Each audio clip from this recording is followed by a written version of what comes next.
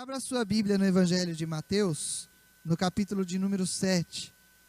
As crianças, devagarzinho, tem aula sim, tem a ministração da palavra para as crianças. Eu já estava esquecendo. Mas as crianças podem sair devagarzinho. E se você é pai responsável que vai deixar a sua criança ali, volte rapidamente para receber a ministração da palavra. Mateus, no capítulo 7, nós vamos ler a partir do verso 21. Se você está nos visitando, que o Senhor abençoe a sua vida, que você é bem-vindo em nome de Jesus. Se você está assistindo pela internet, pela primeira vez, Deus abençoe a sua vida, em nome de Jesus. Mateus, capítulo de número 7, a partir do verso 21. Nós vamos ler do 21 até o 23, apenas 3 versos. Você pode ficar em pé mais uma vez? Fique em pé mais uma vez então. Se você está do lado de alguém que não tem a Bíblia, chega pertinho dele para que ele possa ler junto com você. São apenas 3 versos. Apenas 3 versos. Diz assim a palavra do Senhor: Nem todo o que me diz, Senhor, Senhor, entrará no reino dos céus, mas aquele que faz a vontade de meu Pai que está nos céus. Muitos me dirão naquele dia: Senhor, Senhor, não profetizamos nós em teu nome? E em teu nome não expulsamos demônios? E em teu nome não fizemos muitas maravilhas? E então lhes direi abertamente: Nunca vos conheci, apartai-vos de mim, vós que praticais a iniquidade. Senhor, no nome de Jesus, mais uma vez, nós nos colocamos nas tuas mãos e na tua presença. Eu me coloco como instrumento para compartilhar com a tua igreja aquilo que o Espírito Santo de Deus tem colocado no meu coração, e que essa palavra fale com cada um de nós, mais uma vez, convencendo, consolando, confortando, dirigindo, orientando, porque a tua palavra é vida para as nossas vidas, a tua palavra é luz, a tua palavra é o caminho que liberta, que conduz à salvação. No nome de Jesus nós oramos e já te agradecemos. Amém. Pode se assentar. Eu até coloquei aqui, presbítero Robson, o papelzinho dos avisos aqui no Salmo 15, né? Porque nós não combinamos, né? Mas o Salmo 15 fala do verdadeiro cidadão dos céus, né? E ele começa dizendo: Senhor, quem habitará no teu tabernáculo? Quem morará no seu santo monte? O Espírito Santo, ele faz isso. E é interessante nós nos atentarmos, porque ele não faz isso sem propósitos. Ele não faz isso por coincidência, como muitas vezes nós até dizemos. Ah, foi coincidência. Não, não é coincidência. É a necessidade da minha e da sua vida. É a necessidade dos nossos corações, das nossas almas. E o Espírito Santo de Deus, como Ele conhece o profundo de cada coração, Ele vem com palavra para as nossas vidas. E Ele fala, não importa quem está sendo o instrumento, quem está sendo o vaso. Ele fala a sua palavra, de acordo com a necessidade dos nossos corações, mas segundo a sua vontade, que é boa, perfeita e agradável para as nossas vidas. E o Senhor, nessa manhã, está fazendo da mesma forma.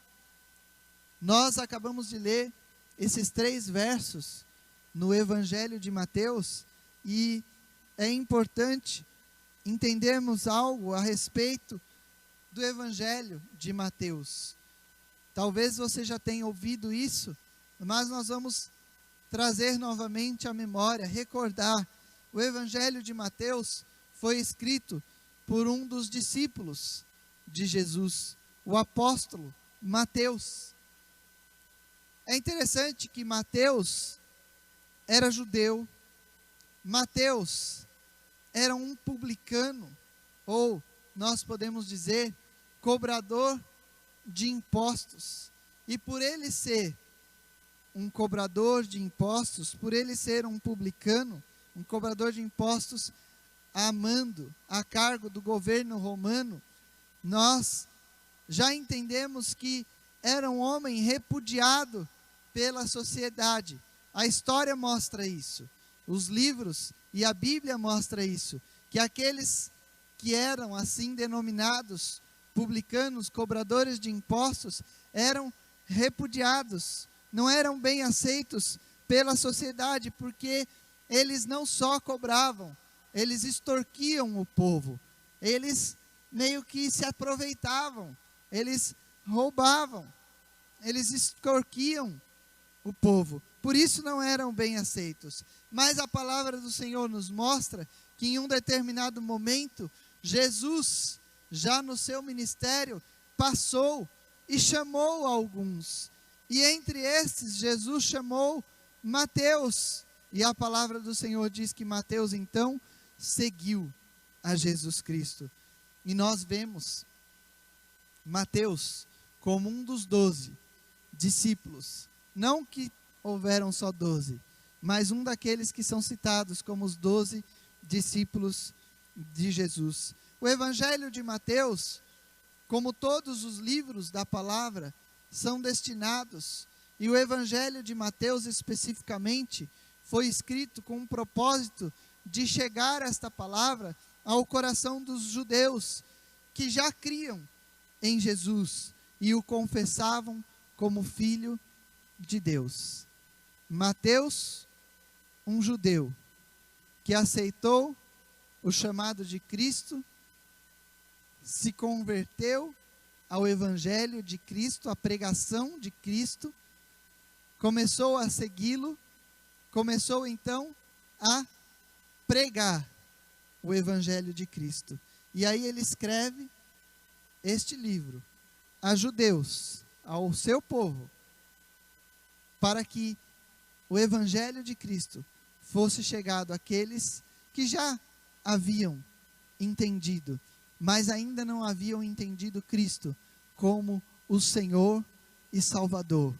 Não haviam entendido ainda Cristo como o Messias, aquele que haveria de vir para resgatar do pecado, para resgatar de todo o mal, de toda a injustiça, e fazer-se justiça para aquele povo.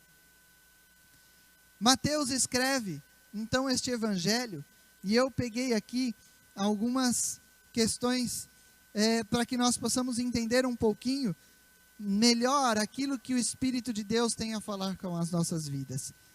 Mateus, como escreve aos judeus, ele tinha o propósito de mostrar Jesus como o Messias. Ele escreve fazendo como que uma repetição da história do povo de Israel.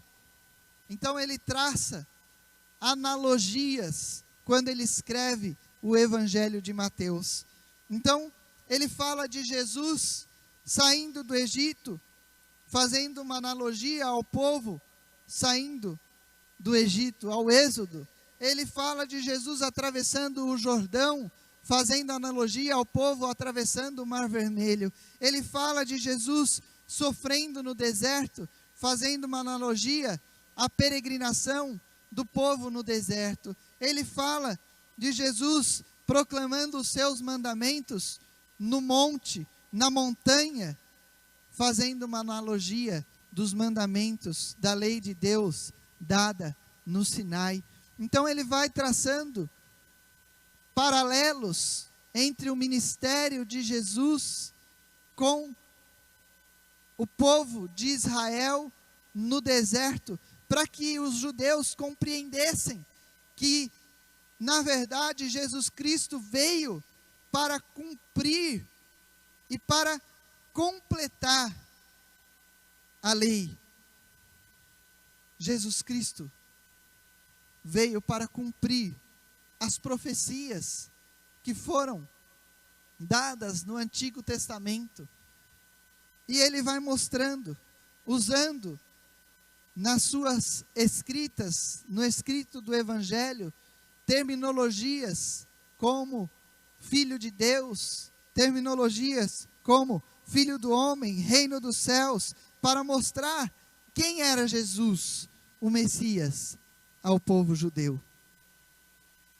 Nessa passagem do capítulo 7, verso 21, 23, que nós lemos, está sendo citado o Sermão da Montanha, ensinamentos que Jesus estava dando, mandamentos do Senhor Jesus Cristo a uma multidão no Sermão da Montanha, mais ensinamentos esses para a minha e para a sua vida hoje, ensinamentos do Senhor. É esse o contexto em que é escrito essa passagem, é com esse objetivo que foi escrito primeiramente essa passagem do Evangelho de Mateus, capítulo 7, dos versos 21 ao 23. E nós começamos vendo, e eu quero compartilhar com os irmãos 4 pontos importantes nestes 3 versos que nós lemos hoje.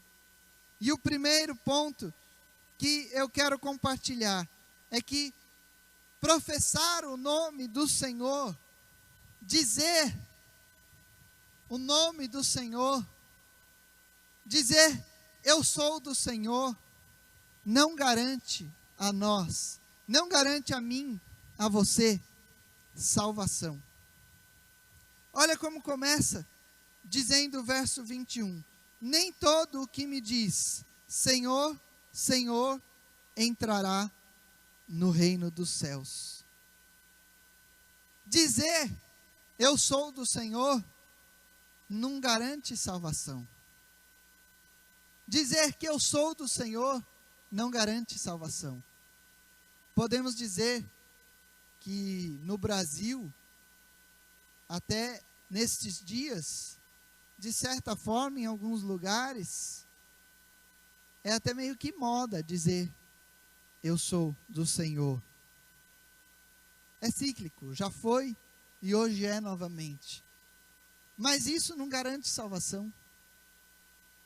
Isso não garante que nós vamos herdar a vida eterna, que nós vamos vencer as provações, como nós ouvimos nessa manhã, e vamos herdar uma vida eterna num lugar que o Senhor diz estar preparando, ou ter preparado para nós, totalmente diferente do mundo em que nós vivemos. Muitas vezes, nós achamos que por dizermos que somos do Senhor, a salvação já está garantida.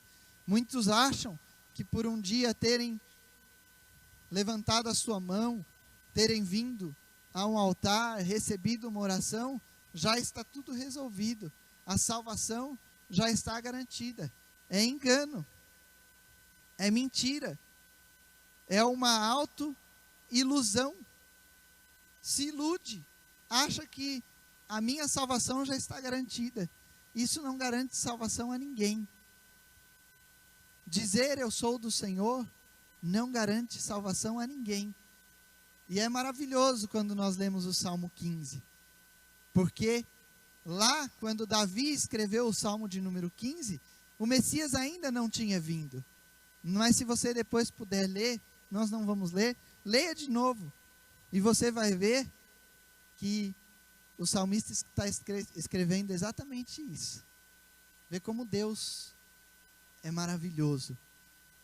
Dizer, Senhor, Senhor, não garante salvação. É possível que alguns, até dizendo em nome do Senhor, usando o nome do Senhor, usando a palavra do Senhor, usando a autoridade do nome do Senhor, consigam até ser reconhecidos como homens de Deus, mas isso também não garante salvação. Nós lemos aqui que, no verso 21, nem todo o que me diz, Senhor, Senhor, entrará no reino dos céus. Abra em Atos, no capítulo 19. Nós vamos ler uma passagem que está escrita no livro de Atos, no capítulo 19. E se você não quiser ou não puder abrir, escute, presta atenção. Atos capítulo 19, a partir do verso de número 11. Olha só o que diz essa passagem. Paulo, pregando o evangelho em Éfeso, diz assim: e Deus, pelas mãos de Paulo, fazia maravilhas extraordinárias, de sorte que até os lenços e aventais se levavam do seu corpo aos enfermos, e as enfermidades fugiam deles, e os espíritos malignos saíam. Aqui está falando de Paulo. Diz que Deus fazia coisas tão grandes através da vida de Paulo, que não era preciso nem levar o enfermo diante dele. Levavam-se lençóis, aventais, e os enfermos eram curados. Mas olha a sequência, no verso 13. E alguns dos exorcistas judeus, ambulantes, tentavam invocar o nome do Senhor Jesus sobre os que tinham espíritos malignos, dizendo: esconjuro-vos por Jesus, a quem Paulo prega, usando o nome de Jesus. Mas eles citavam: a quem Paulo prega. Os que faziam isso eram 7 filhos de Seva, judeu, principal dos sacerdotes. Respondendo, porém, o espírito maligno disse: conheço a Jesus e bem sei quem é Paulo, mas vós, quem sois? E saltando neles, o homem que tinha o espírito maligno, e assenhoreando-se de 2, pôde mais do que eles, de tal maneira que nus e feridos fugiram daquela casa. E foi isso notório a todos os que habitavam em Éfeso, tanto judeus como gregos, e caiu o temor sobre todos eles, e o nome do Senhor Jesus era engrandecido. Olha só, Paulo usava o nome do Senhor, e na autoridade do nome do Senhor diz que nem precisava levar o enfermo, levavam os lençóis, e Paulo, na autoridade do nome do Senhor, clamava, orava, e os enfermos eram curados. Mas alguns, aqui diz, exorcistas, judeus, tentavam fazer a mesma coisa usando o nome de Jesus. Não é diferente do que muitos hoje fazem. Não é por usar o nome do Senhor que as enfermidades vão sair. Não é por usar o nome do Senhor que os milagres vão acontecer. Não é por usar o nome do Senhor que os demônios vão bater em retirada. Mas diz que eles usavam o nome do Senhor e tentavam expulsar os demônios. E nessa passagem que nós lemos, diz que o demônio diz: olha, eu conheço Jesus, eu sei quem é Paulo, mas quem são vocês? O que vocês acham que são? Nós não vamos obedecer à sua voz. Vocês não têm autoridade para nos expulsar. E diz aqui nessa passagem que os demônios se levantaram de forma que tomaram conta. O espírito maligno, verso 16, tomou conta de 2 e pôde mais do que eles. Foi mais forte do que 2 homens. Saíram nus, feridos e fugiram da casa onde estavam. O inimigo ainda tomou conta daqueles que usavam o nome do Senhor. Ainda judiou. Porque estavam achando que por dizer o nome do Senhor, estava tudo certo. Não é o que acontece nos nossos dias? Quantos quantos têm entrado nas igrejas? Quantos achando que por dizer o nome do Senhor está tudo certo? Quantos têm até dito, mas o que é isso que está acontecendo com a minha vida? Eu vou na igreja, eu busco o Senhor, dizendo o nome do Senhor, mas a palavra do Senhor que nós lemos diz que não é todo aquele que diz Senhor, Senhor, que entrará no reino dos céus. Primeiro ponto: professar o nome do Senhor não nos garante salvação. Nós não podemos fazer uso do nome do Senhor em vão. Nós não podemos brincar que a nossa vida está transformada. Nós não podemos brincar de vir à igreja achando que está tudo bem. Aqui dentro veste uma carcaça, uma carapuça, e quando sai é totalmente diferente, é outra pessoa. Quando sai, as práticas continuam as mesmas. Leia lá depois o Salmo 15 de novo. As atitudes continuam as mesmas. Não tem nada mudado, não tem nada transformado. Segundo ponto: obedecer aos ensinamentos do Senhor refletem a nossa fé nele como Senhor e Salvador, e uma vida transformada e moldada segundo a imagem de Cristo. Refletir Cristo nas nossas vidas, ter uma vida transformada, ter uma vida mudada e moldada segundo a imagem de Cristo, acontece. Não é quando nós levantamos as nossas mãos, não é quando nós recebemos uma oração, não é quando nós dizemos que somos do Senhor. Isso acontece nas nossas vidas quando nós começamos a obedecer os mandamentos do Senhor. Quando nós obedecemos os mandamentos do Senhor, as pessoas olham para nós e começam a ver uma pessoa diferente. Começam a ver a imagem de Cristo. Começam a ver uma vida transformada, mudada, transformada pelo Senhor. É dessa forma que nós refletimos a imagem de Cristo.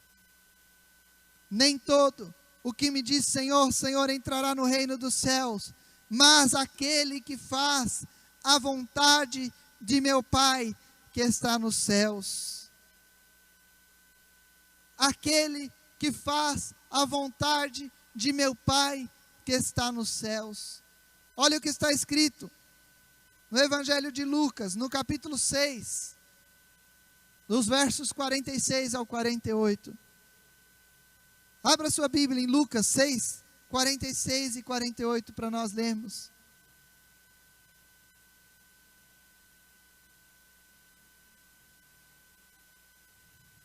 A palavra do Senhor diz assim: e por que me chamais Senhor, Senhor, e não fazeis o que eu digo? Qualquer que venha a mim e ouve as minhas palavras, qualquer que vem a mim e ouve as minhas palavras e as observa, ou seja, e as cumpre, e as obedece, eu vos mostrarei a quem é semelhante. É semelhante ao homem que edificou uma casa, e cavou, e abriu bem fundo, e pôs os alicerces sobre a rocha, e vindo a enchente, bateu com ímpeto a corrente naquela casa, não a pôde abalar, porque estava fundada sobre a rocha. Por que me chamais Senhor, Senhor, e não fazeis o que eu digo? Não adianta nada. Por que me chamais Senhor, Senhor, e não fazeis o que eu digo? Não adianta nada. Se você vem à igreja, se você diz que é do Senhor, mas não faz a vontade do Senhor, não adianta nada. Não adianta nada. Aí o Senhor diz: aquele que vem a mim, aquele que ouve as minhas palavras, aquele que obedece os meus mandamentos, esse eu vou mostrar a quem é semelhante. E aí ele faz uma comparação. Este que obedece os mandamentos do Senhor é semelhante a uma casa edificada sobre a rocha, onde os alicerces estão colocados bem fundo, numa rocha, e jamais pode abalar.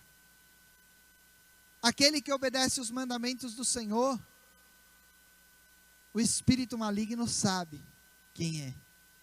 Ele conhece. Ele sabe que ele pode tentar, mas ele não vai demover. Ele não vai derrubar, porque está firmado na rocha inabalável, que é Cristo. Aquele que obedece os mandamentos do Senhor permanece inabalável e nada pode o tirar da posição. E ele sabe que a vida eterna, que o reino dos céus é uma questão de tempo, o tempo que é determinado pelo Senhor, mas a sua vitória é garantida, a salvação é certa e garantida, porque a salvação já foi conquistada na cruz do Calvário. Aquele que obedece os mandamentos do Senhor permanece firme e nada pode contra ele. Pode vir provação, nós aprendemos essa manhã. O Senhor pode provar, mas ele permanece firme. Pode vir tentação, o inimigo pode tentar, mas ele permanece firme. Nada o faz sair da posição. Ele tem certeza da vitória em Cristo Jesus. Observar os mandamentos do Senhor, obedecer os mandamentos do Senhor, é o que faz com que a nossa vida reflita a vida de Cristo, é o que faz com que aqueles que olham para nós vejam em nós a imagem de Cristo, porque nós somos moldados, transformados, feitos à imagem de Cristo.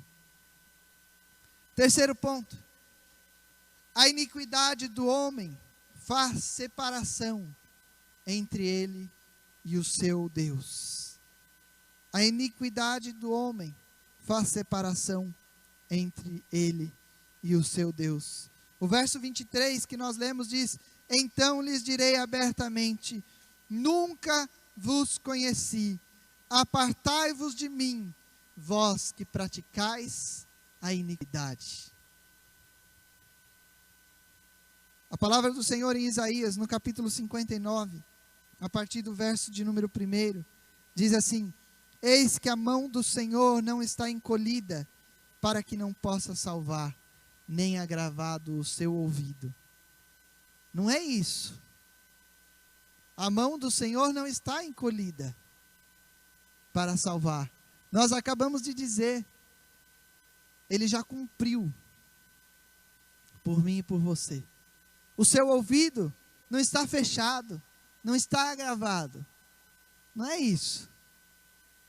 Ele está ouvindo a mim e a você. Ele ouve. Mas aí ele fala assim: mas as vossas iniquidades, é o seu pecado, é a sua iniquidade, é o seu erro, é a sua mentira, é a sua falsidade, é o seu engano. É isso. É isso. É a sua corrupção. É a sua falta de sinceridade. É a sua perversidade. São os seus maus pensamentos. São as cessões que você faz às tentações do inimigo. É isso. São as brechas que você dá. É o jeitinho brasileiro. É a esperteza. É a malandragem. É isso. São as vossas iniquidades que fazem separação entre vós e o vosso Deus. Os vossos pecados encobrem o seu rosto de vós, para que não vos ouça, porque as vossas mãos estão contaminadas de sangue, e os vossos dedos de iniquidade, os vossos lábios falam falsidade. Está falando de você. A vossa língua pronuncia perversidade.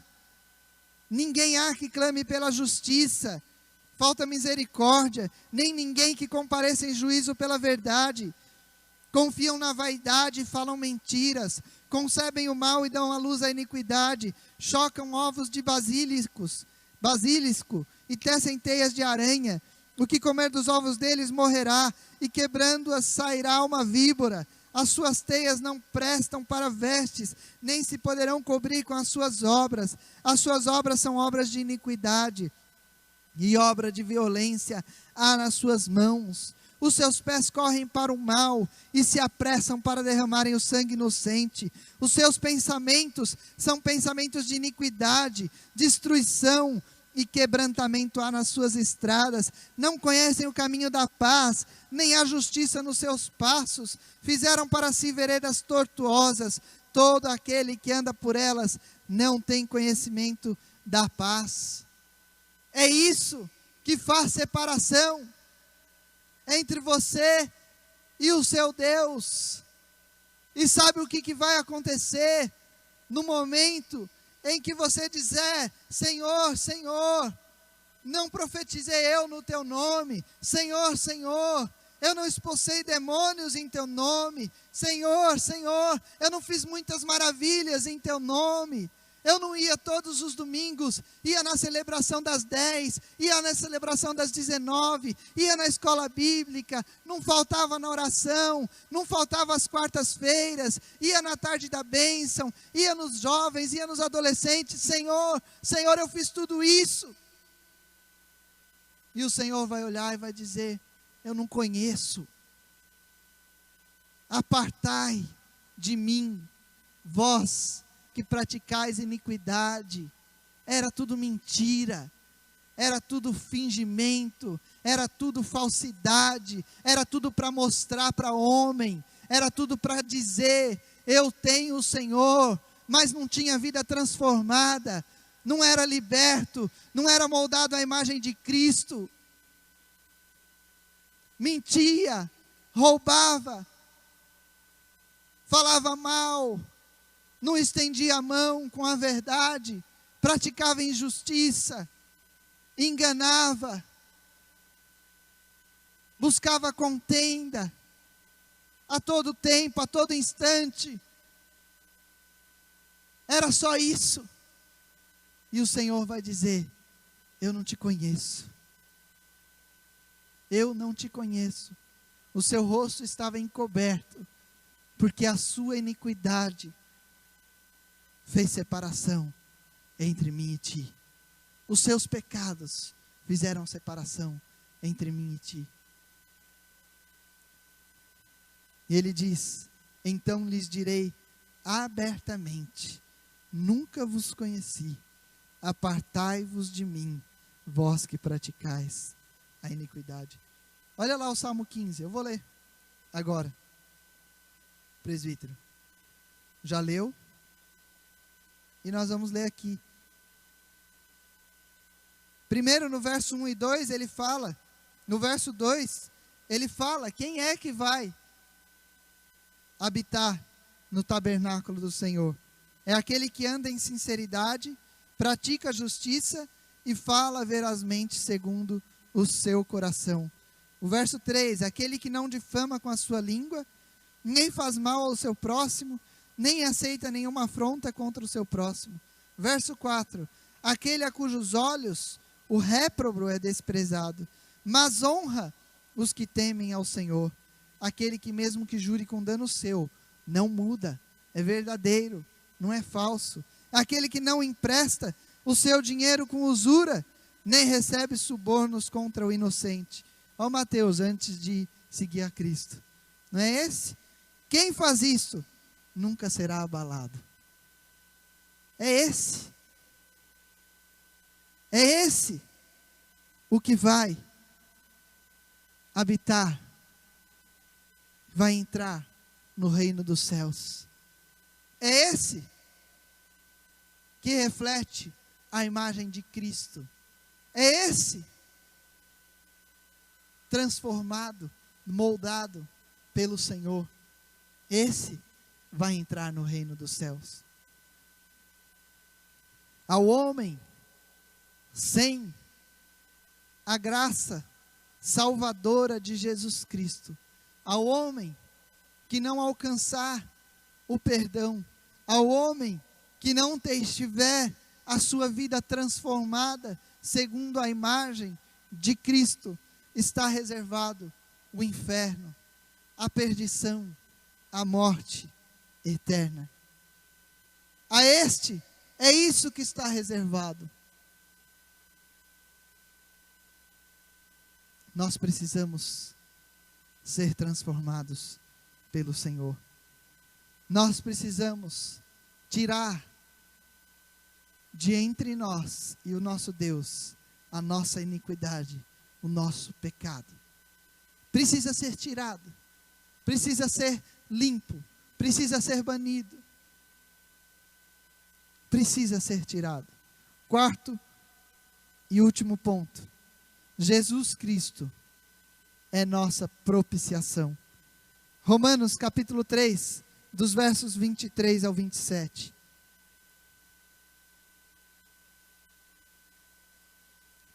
Jesus Cristo é a nossa propiciação, porque todos pecaram e destituídos estão da glória de Deus, sendo justificados gratuitamente pela sua graça, pela redenção que há em Cristo Jesus, ao qual Deus propôs para propiciação pela fé no seu sangue, para demonstrar a sua justiça, pela remissão dos pecados dantes cometidos, sob a paciência de Deus, para demonstração da sua justiça neste tempo presente, para que ele seja justo e justificador daquele que tem fé em Jesus.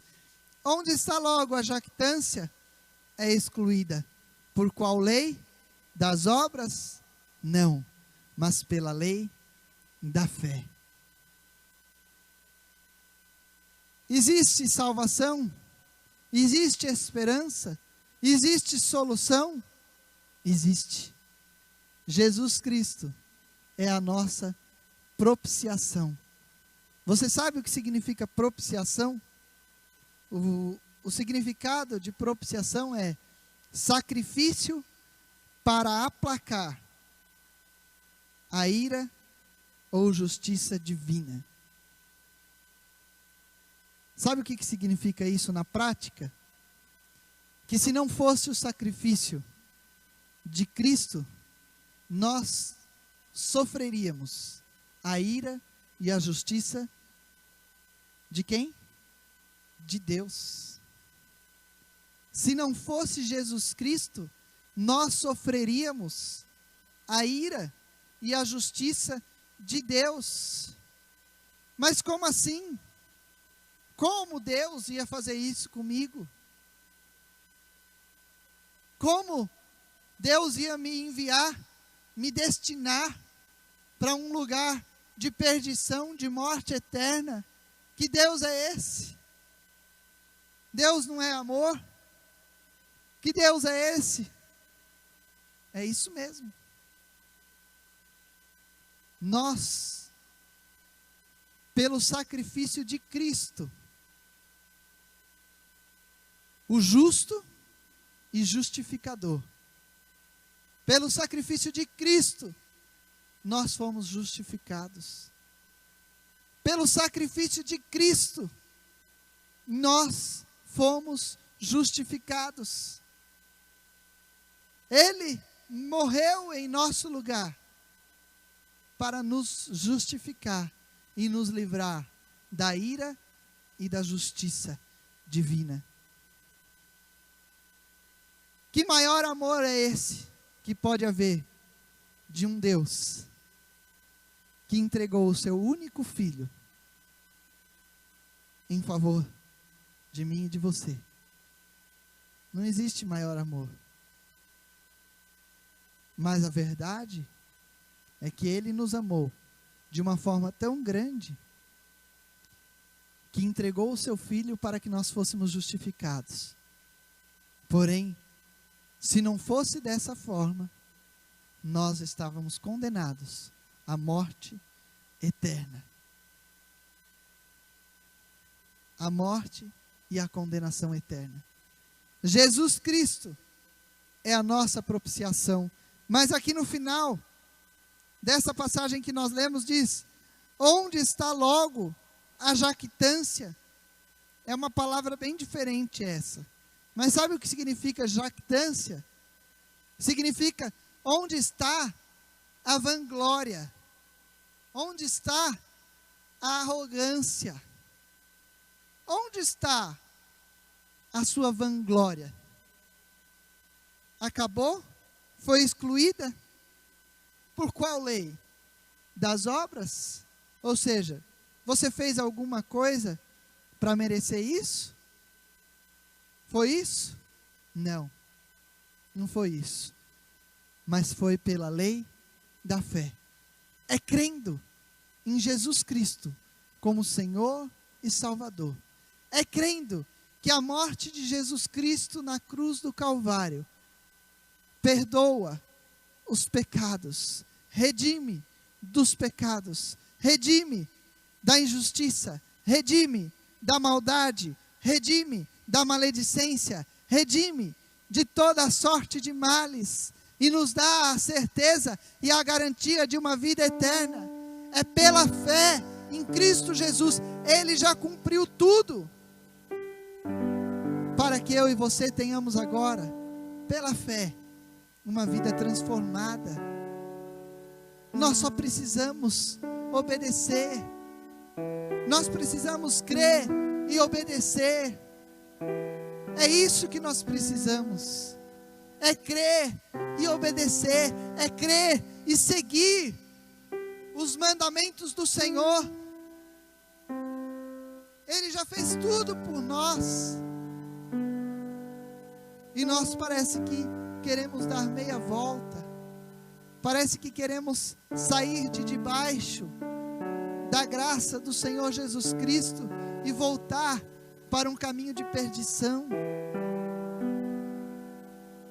Ficamos como que remoendo e querendo voltar lá atrás, voltar às coisas antigas, voltar às práticas antigas.